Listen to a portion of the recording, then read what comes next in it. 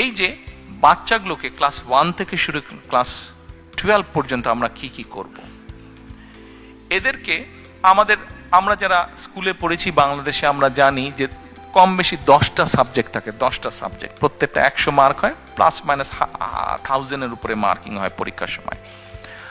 আমাদের চিন্তা ভাবনা হচ্ছে যে আমরা সরকার থেকে আমরা ধরেন 5টা খেলা, যেই খেলাগুলো আমাদের ছেলে মেয়েরা খেলে, শুধু ছেলেদের জন্য না, অবশ্যই মেয়েদেরকে আমরা এটাতে ইনক্লুড করছি, ছেলে বা মেয়েরা সাধারণত যেগুলা খেলে ধরেন 6টা খেলা, যেগুলা কিছু থাকবে কমন, কিছু থাকবে পার্টিকুলারলি ছেলেদের জন্য, পার্টিকুলারলি মেয়েদের জন্য। আমরা এই খেলাগুলোকে কম্পালসারি করবো অ্যাজ এ সাবজেক্ট। বাচ্চা নিজে চুজ করে নেবে, বাচ্চা নিজে চুজ করে নেবে সে কোনটা। কেউ যদি ফুটবল খেলতে চায় ও ফুটবল খেলবে, কেউ যদি ব্যাডমিন্টন খেলতে চায় ও ব্যাডমিন্টন খেলবে, ও কিন্তু ওকে খেলতেই হবে, একটা স্পোর্টস ওকে করতেই হবে, কম্পালসারি। আচ্ছা, এবার আসেন আরেকটা জিনিস, ওকে আর্ট কালচার আনতে হবে। শুধু পড়ালেখা অবশ্যই দরকার একটা জাতির জন্য, কিন্তু শুধু পড়ালেখা করলে হবে তো না। আর্ট কালচার যদি একটা জাতি না জানে তো কেমন করে হবে? আর্ট এবং কালচার জানতে হবে, হিস্ট্রি জানতে হবে, আবার হেরিটেজ জানতে হবে। আমার হিস্ট্রি না জানলে তো হবে না। কাজেই আমরা চাই আমাদের বাচ্চারা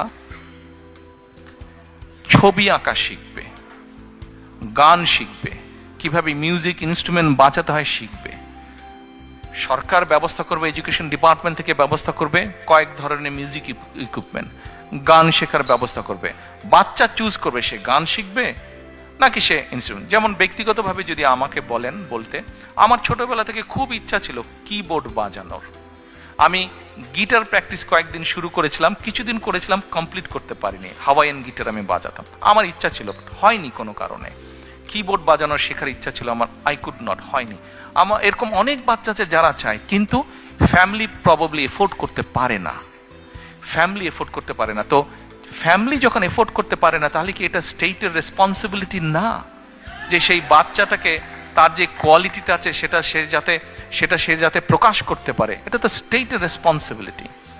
আমরা এই ফ্যাসিলিটিগুলো তৈরি করতে চাই।